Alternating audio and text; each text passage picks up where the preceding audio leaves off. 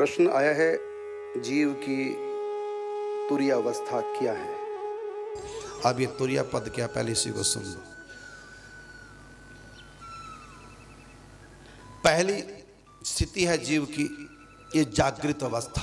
प्रथम अवस्था जागृत अवस्था, जिसमें हम जाग रहे हैं, अनुभव कर रहे हैं, जो भी हम इंद्रियों से अनुभव कर रहे हैं, इसको बोलते हैं प्रथम अवस्था। पहली अवस्था है इंद्रियों से जो हम विश्व में रमण कर रहे हैं, संसार को देख रहे हैं, अनुभव कर रहे हैं, सुन रहे हैं, सूंघ रहे हैं, देख रहे हैं, छू रहे हैं, खा रहे हैं, ये सब प्रथम अवस्था है। और दूसरी अवस्था होती है जब हम स्वप्न देख रहे हैं। उस समय ये संसार तो नहीं होता, एक अलग सी दुनिया, वहाँ भी इंद्रियां काम करती हैं, वहाँ भी हम देखते हैं, सुनते हैं, खाते हैं, सूंघते हैं, लेकिन वो ये नहीं है, अलग दुनिया, वो हमारे अंदर ही है। ये दुनिया बाहर है, वो दुनिया मन के संस्कारों में, वो सूक्ष्म दुनिया, वो मन की से द्वारा निर्मित दुनिया है, उससे दूसरों का कोई मतलब नहीं। तो वो ये दूसरी दुनिया है, दूसरी स्थिति है। पहली जागृत अवस्था, दूसरी स्वप्न अवस्था। अब तीसरी क्या है, जब गहरी नींद में सो जाते हो, वहाँ ना सपने की दुनिया है, मन की दुनिया है, और ना हमारी तन की दुनिया है। वो तीसरी अवस्था तुम्हारी है। उस अवस्था का नाम है सुसुप्ति अवस्था। अब चौथी अवस्था, तीन बता दिया, अब चौथी अवस्था जिसको तुरीय अवस्था कहते हैं। चौथी अवस्था को ही तुरीय अवस्था कहते हैं। तो तुरीय अवस्था क्या है, जब तुम ना जाग रहे हैं, संसार देख रहे हैं, और ना स्वप्न में मन की दुनिया देख रहे हैं, और ना गहरी नींद में, क्योंकि गहरी नींद में अज्ञान है, मोह है, वहां भी कारण शरीर में तुम जग रहे होते हो। तो ये तीसरी। अब चौथी कौन सी, उसी का नाम, चौथी का नाम है तुरीय अवस्था। उसमें ना तुम अज्ञान में हो, ना तुम सो रहे हो, ना जग रहे हो, ना सपना देख रहे हो, अपने आप के दर्शन, अपने आप को देख रहे हो, अपनी फीलिंग कर रहे हो आत्मा की। भगवान की ध्यान रखना, भगवान को देखना ये तुरीय अवस्था नहीं।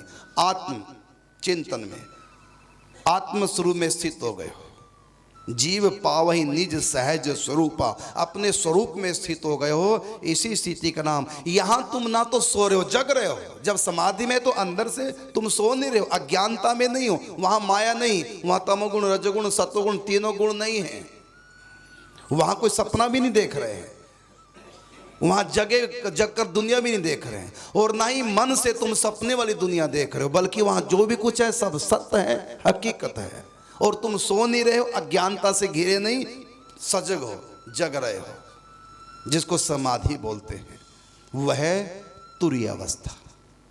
लेकिन ये जो भक्ति है, ये चौथी अवस्था तुरीय नहीं, बल्कि पांचवी अवस्था है भक्ति में। इसलिए राधा रानी का एक नाम है जय नमो तुरीय विरक्तिदा। राधा रानी का एक नाम है तुरीय विरक्तिदा, तुरीय अवस्था से भी विरक्ति दे दे।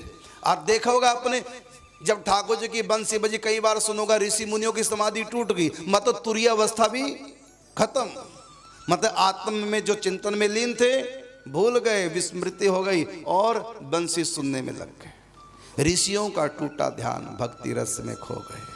ये बंसी भगवान की, ये तुरीय अवस्था से भी विरक्ति दे दे, उसको भी छूट जाए। नहीं तो समाधि में व्यक्ति सब कुछ भूल जाता है, लेकिन समाधि में अपने आप का वो चिंतन, स्वयं का अनुभव होता है, उसको अपने सहज स्वरूप में स्थित होता है। लेकिन जब कन्हैया की बंसी दिखती है, महाराज जनक तो जागृत अवस्था में भी तुरीय अवस्था में पहुंचे थे, मतलब अग्नि में हाथ स्वाहा किया, हाथ जल रहा है, होश ही नहीं, क्योंकि बाहर की होश नहीं, सपना भी नहीं देख रहे हैं और सो भी नहीं रहे हैं। तो कौन सी अवस्था में थे, तुरीय अवस्था में। तो महाराज जनक हर समय तुरीय अवस्था में, चौथी अवस्था में रहते थे। लेकिन जब राम जी को देखा तो चौथी अवस्था भी खत्म, अब पांचवी में पहुंच गए, प्रेम की दुनिया में पहुंच गए, सत्य की दुनिया, परम सत्य की दुनिया में पहुंच गए। इन्हीं भी लोकत अति अनुरागा, बरबस ब्रह्म सुख ही मन त्यागा। वो आत्म सुख, ब्रह्म सुख छोड़ दिया, मन तुरीय अवस्था हट गई। तो साकार भगवान की उपासना में तुरीय अवस्था का भी उल्लंघन हो जाता है। इसलिए ज्ञानातीत है भक्ति, गुणातीत तो ही, ज्ञान गुणातीत है और भक्ति गुणातीत भी है और साथ में ज्ञानातीत भी है। ज्ञान से भी आगे भक्ति है, प्रभु प्यार है।